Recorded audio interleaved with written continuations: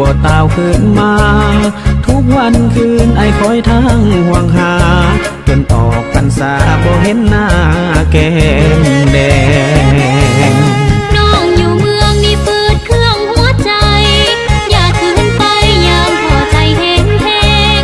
ยุคสมัยแล้วเขาอยากมากเพลงจึงมาขายแห้งได้เป็นสาวโรงงานสาวโรงงานสาวโรงงานหิบกับพื้นบ้านสถานท่องน้องพี่มีแล้วแฟนเอ่ยฮักอีลีนาดน้องของเจ้ามาแต่งงานอยู่เวียงจันทน์นี่เงินเศร้าเขาซื้อบ่คือบ้านเฮาละเขาไม่ปามันคนบ้านนาเฮาบ่ปาทิมกันเดี๋ยวนี้หมู่บ้านเฮาความพัฒนาสาวพันนาสิลาห้องงานเมื่อบ้านนอกคือเก่าสั่นแล้วแฟนเอ่ยเมื่อเฮ็ดนาผู้เข้าเคียงเจ้าดังเคยเดี๋ยวนี้เอ่ยมีส่วนลับประทานตามโครงการภาครัฐเฮานำพาหนทางดีมีน้ำไหลไฟฟ้าโรงเรียนสาธาสุขศาลาก็มีสิเป้าโอทีพอมีเงินจักคนอากาศร้อนสิเมื่อเล่นสงกรานต์ไอ้สิเตรียมผูกแขนต้อนรับขวัญมาอยู่ร่วมกันสร้างสวรรค์บ้านนามาอยู่ร่วมกันสร้างสวรรค์บ้านนา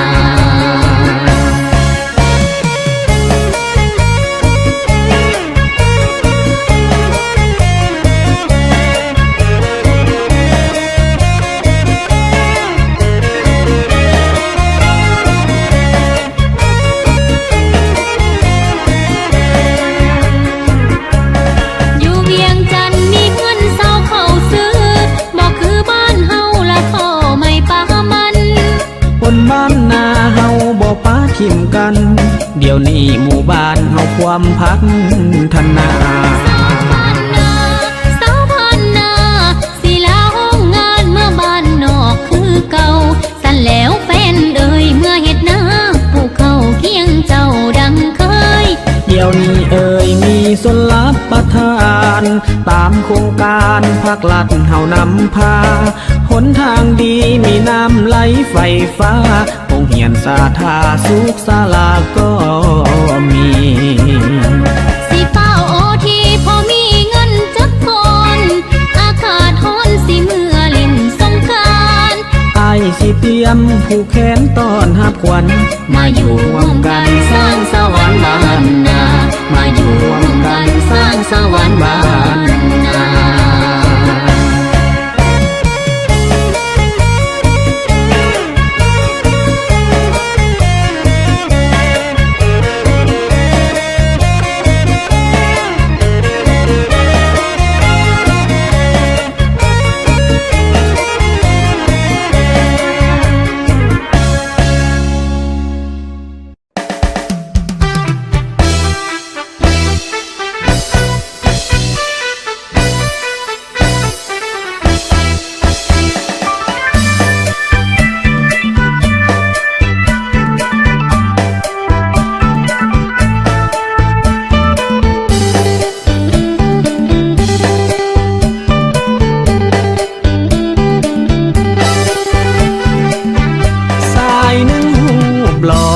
แถมพ่อยังเป็นคนรวยแต่สายหนึ่งสวยขี่หลังควยแถมยังบ่หล่อบอกอายเบิ่งดูว่าสมตรูจะเลือกเอาไผน้อเขาทั้งรวยทั้งหล่อส่วนอายนี่นอขี้ให้แถมรวยเลือกหล่อหน้าตาแม่พ่อคงใหญ่คงบ้านหนูตกทางเข้าสารสุขสำลานบ่มีมองมนญาติพี่น้องไผก็ฮ้องว่าลูกหลานตนเลือกเบิ่งดูหน้ามนระหว่างคนจนกับ รวยแถมหล่อถ้าเลือกเอาอายถึงจะบ่ตายก็ยังน้อยหนึ่งแต่ความหักจะหวานซึ้งเลี้ยงควายแคมบึงเก็บพักหักนอขี้ให้แถมจนแต่ก็เป็นคนมีใจตั้งต่อถึงหน้าตาบ่หล่อแต่ใจนั่นหนอหาเทียบบ่ได้คนรวยแถมหล่อพ่อเขามีมูลมังแต่พออายบ่มียังแต่รวยแถมหังเศรษฐีน้ำใจ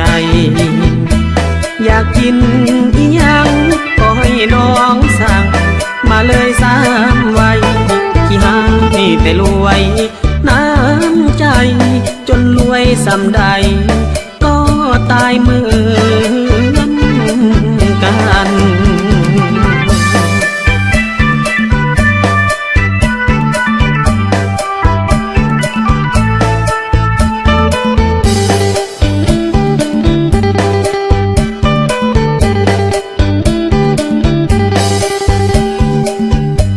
ถ้าเลือกเอาอายถึงจะบ่ตายก็ยังน้อยหนึ่งแต่ความหักจะหวานซึ้งเลี้ยงควายแคมบึงเก็บพักหักนอขี้ให้แถมจนแต่ก็เป็นคนมีใจตั้งต่อถึงหน้าตาบ่หล่อแต่ใจนั่นหนอหาเทียบบ่ได้คนรวยแถมหล่อพ่อเขามี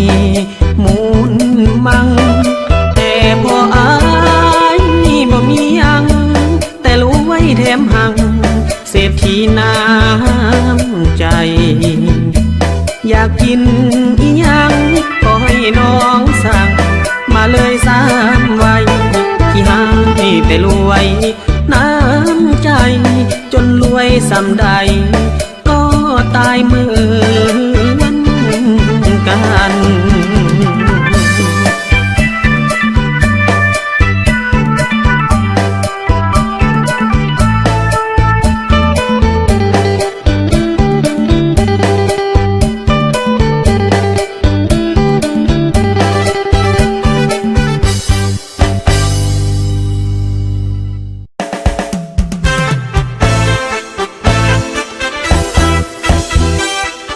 ค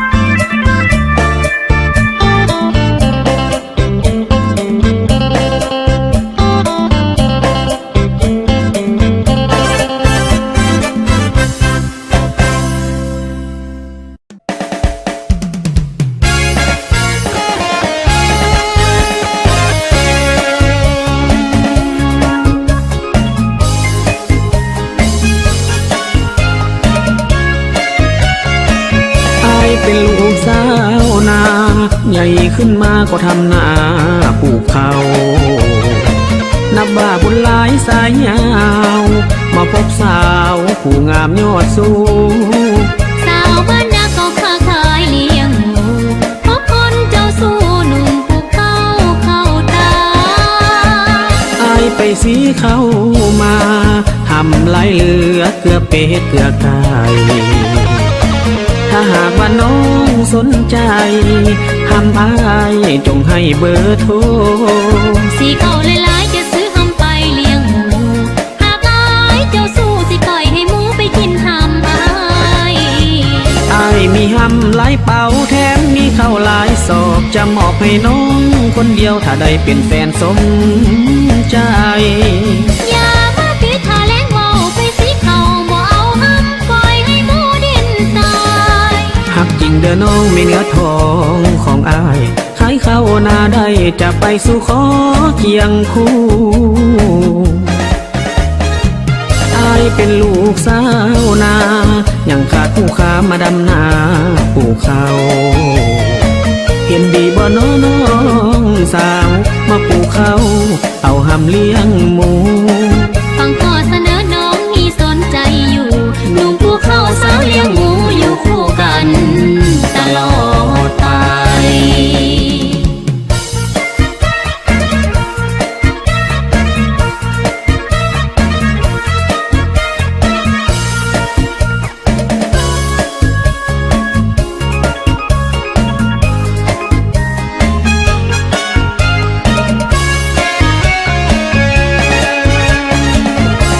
มีหำหลายเป่าแถมมีข้าวหลายศอกจะมอบให้น้องคนเดียวถ้าได้เป็นแฟนสมใจอย่ามาติดทาแรงเว้าไปสิเขาบ่เอาหำปล่อยให้หมูดิ้นตายหักจริงเด้อน้องมีเนื้อทองของอายขายข้าวนาได้จะไปสู่ขอเคียงคู่อายเป็นลูกสาวนายังขาดผู้ค้ามาดำนาปลูกข้าวเห็นดีบ่น้องสาวมาปลูกข้าวเอาหำเลี้ยงหมูฟังข้อเสนอน้องนี่สนใจอยู่หนุ่มผู้เข้าสาวเลี้ยงหมูอยู่คู่กันตลอดไป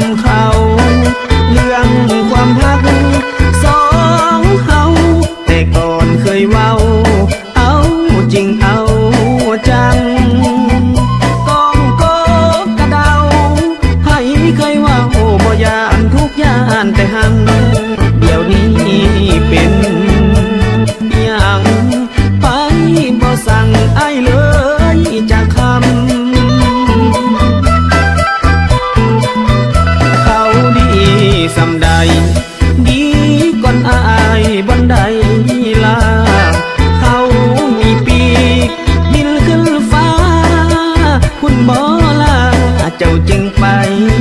นำเขา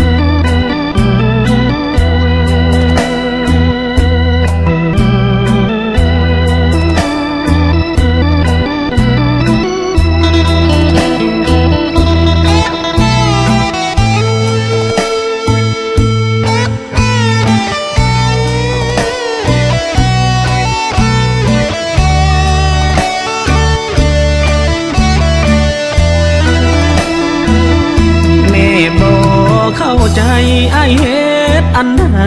ก็บ่ถึกตา มีแต่เว้าแต่ว่าอายเป็นคนต้อยต่ำยามกินข้าวแม่ก็บอกกินนำเฮ็ดเวียกแต่สาวจนคำตากแดดหน้าดำแม่บ่เห็นใจอายคนไกลบ้านหอบสังขารมาเพิ่งแม่น้องถามแต่เงินค่าดองสินสอดส่วนที่ยังเหลือเห็นหน้ายามใดเบศพใส่เพิ่นนายเพิ่นเบื่อเฮ็ดให้อายหลายเถื่อแสบปานเกลือนั้นถือดวงตาสิไปน้ำอายหรือน้องสิอยู่น้ำแม่เรื่องฮักอายฮักแท้ฮักน้องและแม่เทียบเท่าสองตาแม่บอกเข้าใจอยู่ไปก็ให้คุณค่าน้องจงพิจารณาไปกับอ้ายว่าหรือสิอยู่น้ำแน่แม่บอกเข้าใจจึงสวนน้องไปสาก่อนแม่เป็นคนใจฮ้อนหนีไปก่อนค่อยหาทางแก้จะสัวหรือดีอ้ายนี้บ่ลืมคุณแม่หากน้องนั้นอายหักแท้เสียแต่แม่น้องบอกเข้าใจ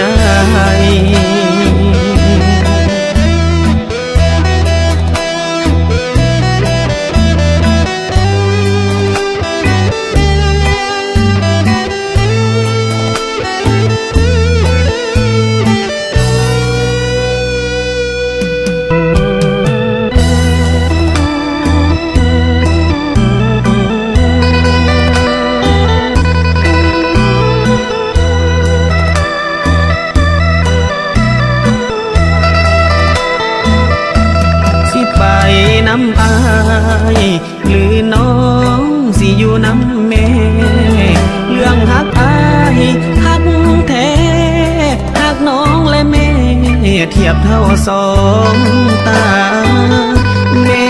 บอกเข้าใจอยู่ไปก็ให้คุณค่าน้องจงพิจารณาไปกับอ้ายว่าหรือสิอยู่น้ำแม่แม่บอกเข้าใจจึงสวนน้องไปสาก่อนแม่เป็นคนใจฮ้อนหนีไปก่อนค่อยหาทางแก้จะสัวหรือดีอ้ายนี้บ่ลืมคุณแม่หากน้องนั้นอายหักแท้เสียแต่แม่น้องบอกเข้าใจ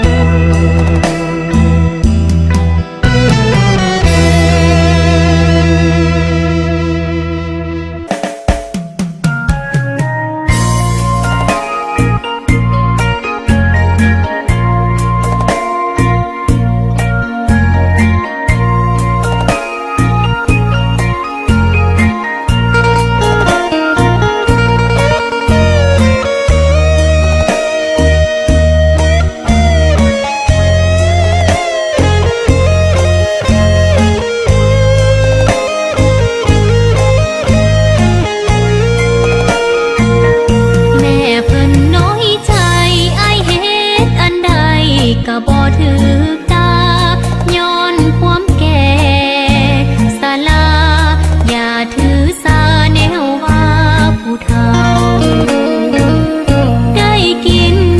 กระจมบ่ได้กินนั้นเพิ่น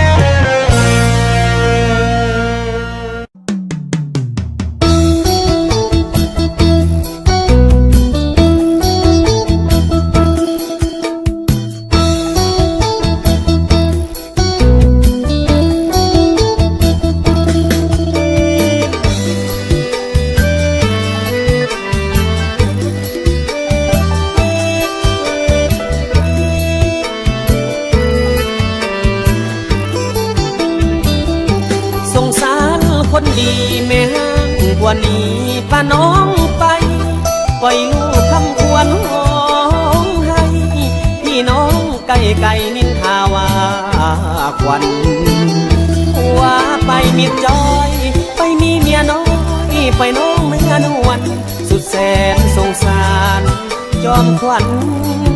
ลำดวนแม่ห้างหูหากำเวรบางใดนำจองฝันใจแม่ห้างสาวหัวมีไก่บ่หูข่าวว่าอกปวดลาวนางหายควันคา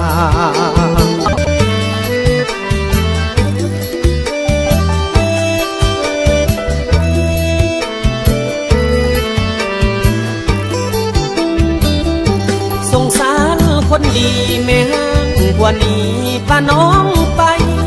ปล่อยลูกคำควรห้องให้พี่น้องไก่ไก่นินทาว่าควันว่าไปมีจอยไปมีเมียน้อยไปน้องเมื่อนวลสุดแสนสงสารจอมขวัญลำดวนแม่ห้างหูหากำเวรบางใดนำจองฝันใจแม่ห้างสาวหัวมีไก่บ่หูข่าวว่าอกปวดลาวนางหายควันคา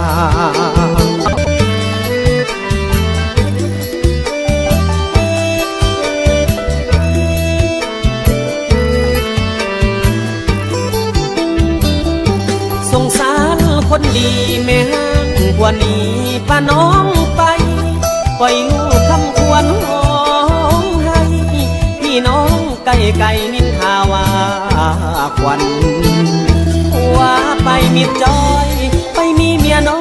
ยไปน้องเมื่อนวลสุดแสนสงสารจอมขวัญลำดวนแม่ห้างหูหากำเวรบางใดนำจองฝันใจแม่ห้างสาวหัวมีไก่บ่หูข่าวว่าอกปวดลาวนางหายควันคา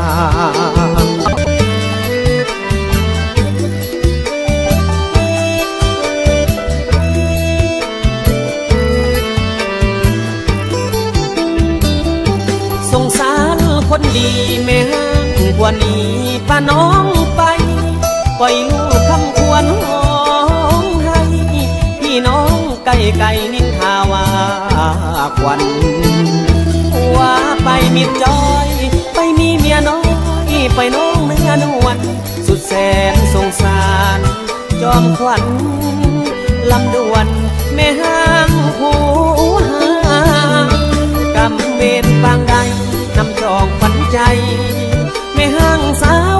หัวมีไก่บ่หูข่าวว่าอกปวดลาวนางหายควันคา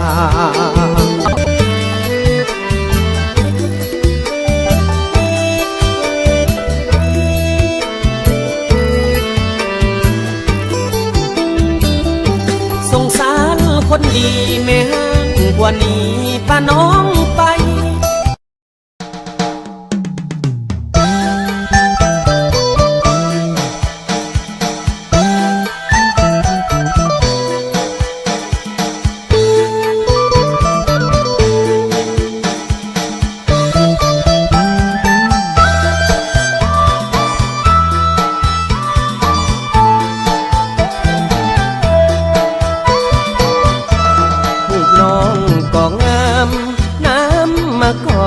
ของน้องก็คอง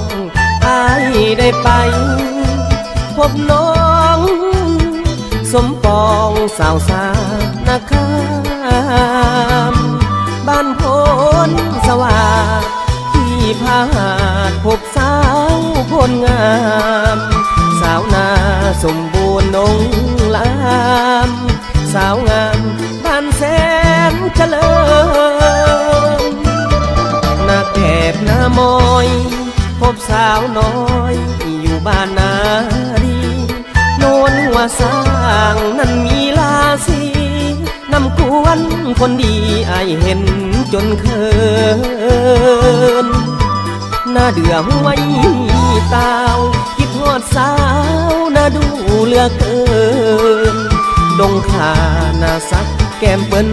วันมาโตกกระเทิงหักสาวนาเพียงสาวโนนสวรรค์บัวสวรรค์บ้านโพนสว่างสาวบ้านปุ่งนำพ่อคนงามเลาะเลียบตามบันห้วยขะแยงสาวหน้าปะฟ้าแดนเขาสาบอกคำแก้มแดงพกนิ้วพกเขาดอกควันแพงไว้เต้นงามแรงเก็บมักเดือยสาลีปากมีปากพางพาลาดแอวบางดอนพุงแคมคองสาวบ้านไม่ปทุมขอจองตากแดดเนื้อทองจอมสวรรค์คนดีวอนพ่อพาหดให้ได้สมรสกับน้องนาลีบ้านสีภูมิมีเจดีย์หนึ่งในเทพีเมืองสานคา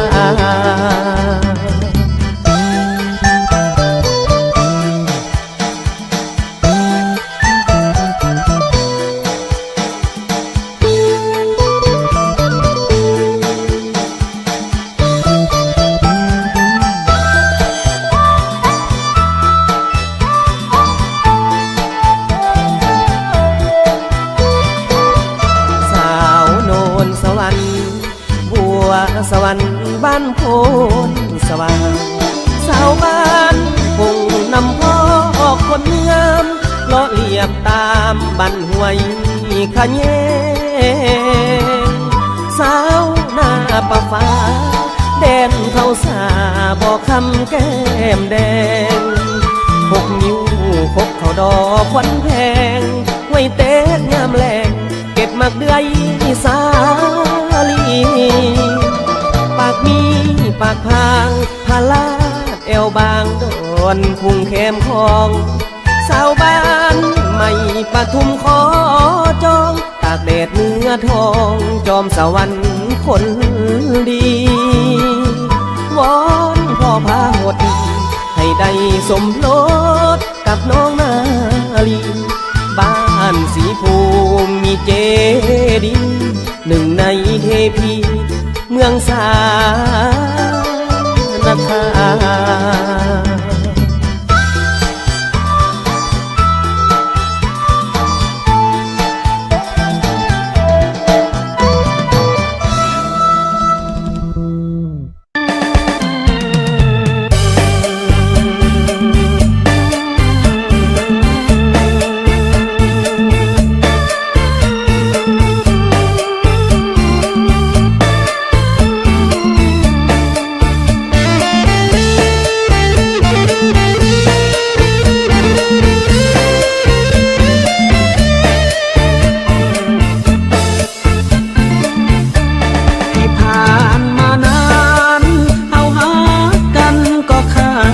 ใจอยู่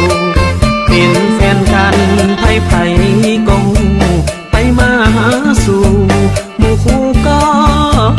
เห็นแต่ส่วงหลังนี้ฮักบ่แฮปปี้เหมือนที่เคยเป็นเจ้าควงแฟนไม่ให้เห็นน้องบอกว่าเป็นเพื่อนกันเท่านั้นบ่มั่นใจในหาเขาแววเจ้าเปลี่ยนแปลงจากคนที่เคยฮักแท้ก็เริ่มอ่อนแอสั่นคลอนทุกวันอายเสื่อใจน้องแต่บ่ไว้ใจผู้ชายคนนั้นอายอยากฟังคำยืนยันจากปากจอมขวัญเพื่อความมั่นใจหักอายสำได้หักหลายหรือว่าหักน้อยนำเสียงค่อยๆบอกคอยมั่นใจปานใดบ่แม่นกดดันเพราะอายยังบ่อยากเสียเจ้าไป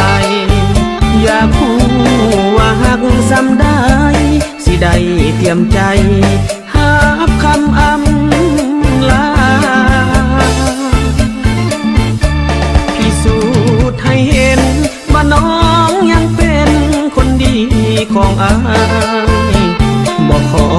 ให้น้องหักหลายเสมอต้นปลายเท่านั้นแก้วตาให้ถึงจุดหมายเคียงคู่สู่วันวิวาอยากให้เจ้าหันหน้ามาแล้วตอบอายว่าหักอายสำได้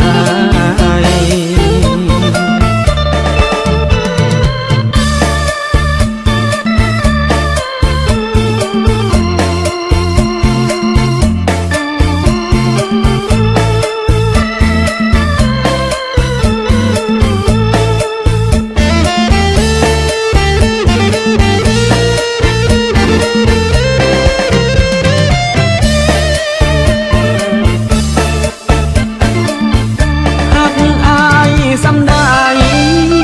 หักหลายหรือว่าหักน้อยนำเสียงค่อยๆบอกคอยมั่นใจปานใดบ่แม่นกดดันเพราะอายยังบ่อยากเสียเจ้าไปอยากรู้ว่าหักสำได้สิได้เตรียมใจหาคำอำลาพิสูจน์ให้เห็นว่าน้องยังเป็นคนดีของอายบอกขอให้น้องหักหลายเสมอต้นปลายเท่านั้นแก้วตาให้ถึงจุดหมายเคียงคู่สู่วันวิวาอยากให้เจ้าหันหน้ามาแล้วตอบอายว่าหักอายสำได้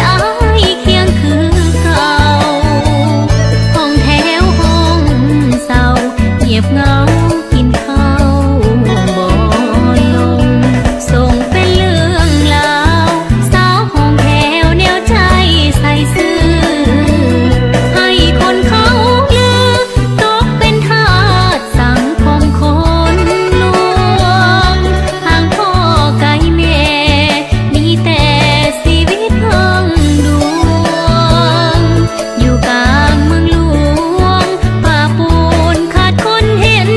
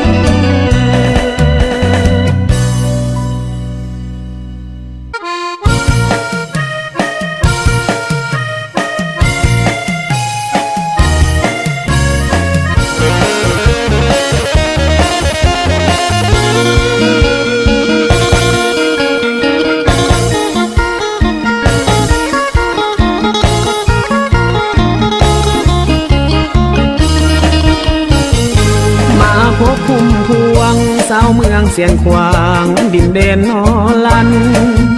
นอคมสมคำกล่าวขานมากขายมากมันส่วนฝันทุกมือได้กินยามใดติดใจอายจนบ่อยากมือเป็นบุญของอายล้นเหลือบ่อยากเมื่อฮอดเมืองจำปาอย่ามาปากหวานพบกันบ่นานมาหวานคำสมย่านสาวเสียงควงบ่สมมาลงคาลมหลอกให้ห่วงตาบ่าวปากะเต้าบ่มักแล้วอย่าเว้ากะยาได้กินแกงหน่อลันยามมาบาดจากลาแล้วบ่คิดพออายขอสาบานสาวนอลันไปฝันถึงเจ้าหนุ่มดินแดนป่าเต้าขันได้เว้าเป็นจริงทุกข้อบอกเคยตัวไผ่ปากผู้ตายเสือใดบ่นอบอกฮักเขาแต่ขาวอยู่หมอบาดใจแล้วนอเลยบอกคืนพอยอดแบกหล่นลงแล้วยังคงไม่เหมือนกันกับอายจากไปอยู่แห่งใดคิดถึงตลอดย่านแต่ตัวเจ้าหนุ่มปากะเต้านั้นหลายคิวจอดมาตัวให้น้องคิดทอดแล้วก็ทอดใจให้คนอื่นทุกค่ำคืนหลับลือตื่นห่วงหาจอมขวัญคือสาวดินแดนนอลันเคยขอทักกันคืนนั้นหวานซื่นที่แคมน้ำนิ้วอายสัญญาว่าบ่เป็นอื่นจะหาแต่น้องควันยืนจะเวลหรือคืนบ่มีเสื่อมคลายจะรอคอยอายมามันหมายตามคำสัญญา10 ปีน้องนี้จะท่าสาวพรรษาจะบ่เน้นนายขอเพียงคำเว้าหนุ่มปากะเต้านั้นอย่าหลายใจทุกถ้อยคำที่อายเอ่ยใครจงวางใจเถิดสาวหินนอลัน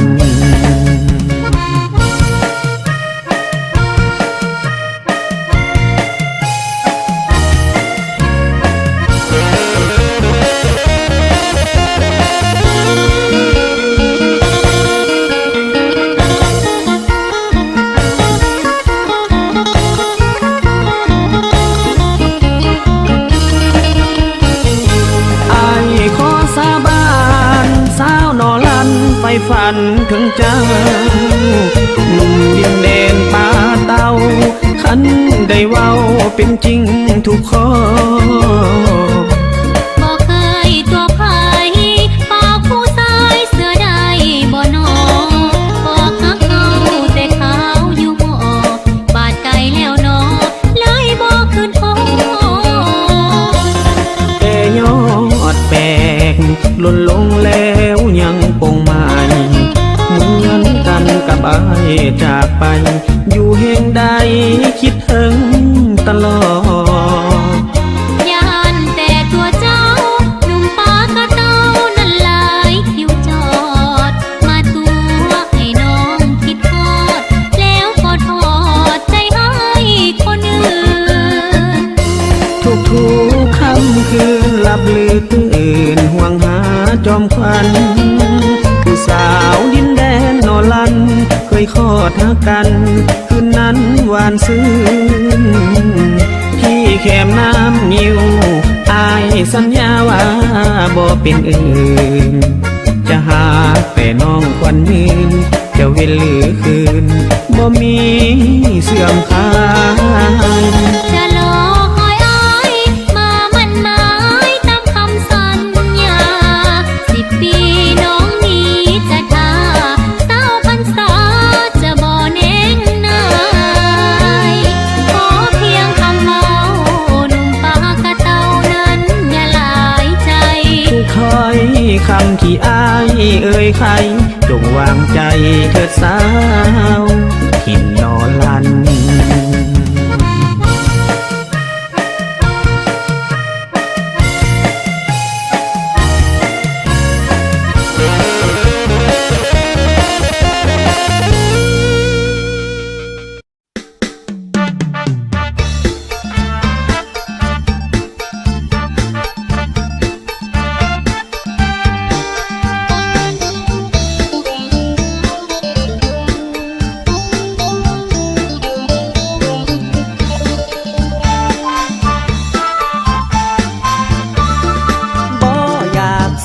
จากที่ได้ยินคนเว้า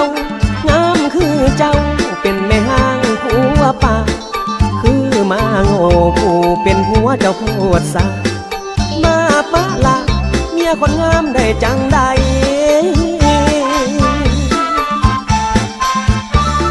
เสียได้ตาผัวเจ้าป่าของมีค่าบ่ฮู้ว่าผัวเจ้าคิดจังใดเป็นอายนะได้เจ้าหักหมดใจบ่ป้าให้เจ้าเป็นดอกแม่หางอายหักเด้อแม่หางนางหูบ่เรื่องเก่าน้องบ่ถือมีหยังสร้างแพ้ใจเจ้าอายสิผัวเองนางทางเจ้าย่างไอ้ขอห่วมทางด้วยจักคน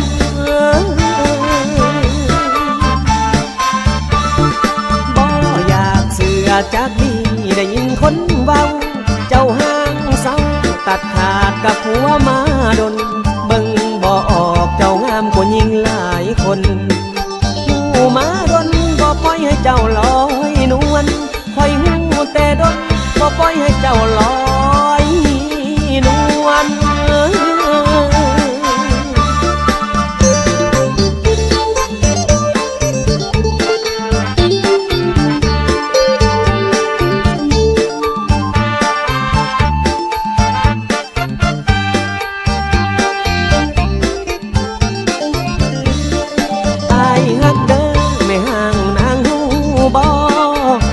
เก่าน้องบ่ถือมีหยังสร้างแพ้ใจเจ้าอายสิผัวเองนางทางเจ้าย่างไอ้ขอห่วมทางด้วยจักคน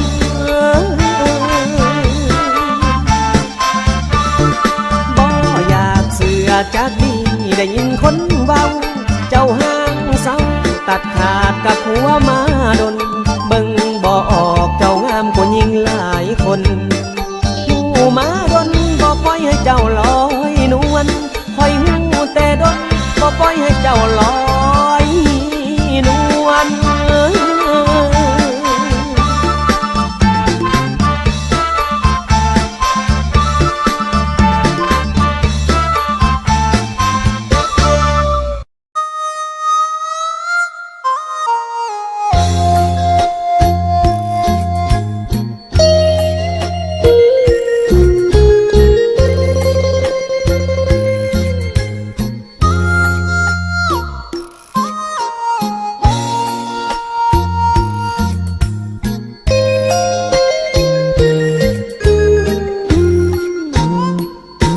จะถูกหรือแพงขอให้มันแดงก็พอใจถ้าเป็นพืชผลมากมายแดงในไส้คือใจมากโมอยู่บ้านเพื่อนเมืองทานบ่สุขสำราญคืออยู่บ้านโตยามบุญมีเสียงอาโลนุ่งสุดโกไปโซไปสิงผมน้องคำแพงใส่เสื้อแดงย่างแซงทางซ้ายบาดตาบาดใจของอายถือใจลายแท้แม่ยอดหญิงเบาหนัวหัวมวนเนื้อนิ่มนวลไปหมดทุกสิ่งอายนี่เบาจากใจจริงอายมักผู้หญิงนุ่งห่มสีแดงถ้าเป็นมากโมยอมโซจะกืนทั้งเปลือกจะหวานหรือขมบ่เลือกเขียวแต่เปลือกทางไหนให้แดงราศีสดใสสร้างวิไลแทนอ คำแพงเห็นน้องนั้นใส่เสื้อแดงอายลักแงงทุกวันทุกคืนจะถือหรือแพงอายขอยองแดงให้เป็นหนึ่งแดงจนอายยืนซึ้งหลงขาหนึ่งฝันกอดทั้งคืนแดงคักแดงแน่แดงผ้าแดงแพ้แดงแก้มควันยืนถ้าได้จะหอมทั้งคืนบ่ให้น้องตื่นมาเฮ็ดวีหยัง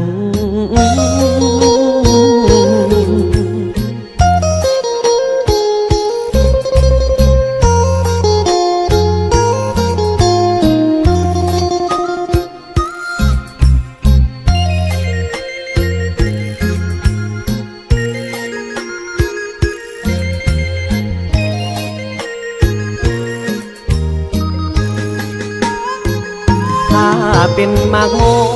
อ้ายยอมโซจะกืนทั้งเปลือกจะหวานหรือขมบ่เลือกเขียวแต่เปลือกทางไหนให้แดงลาสีสดใสสร้างวิไลแทนโอคำแพงเห็นน้องนั้นใส่เสื้อแดงอายลักแงงทุกวันทุกคืนจะถือหรือแพงอายขอยองแดงให้เป็นหนึ่ง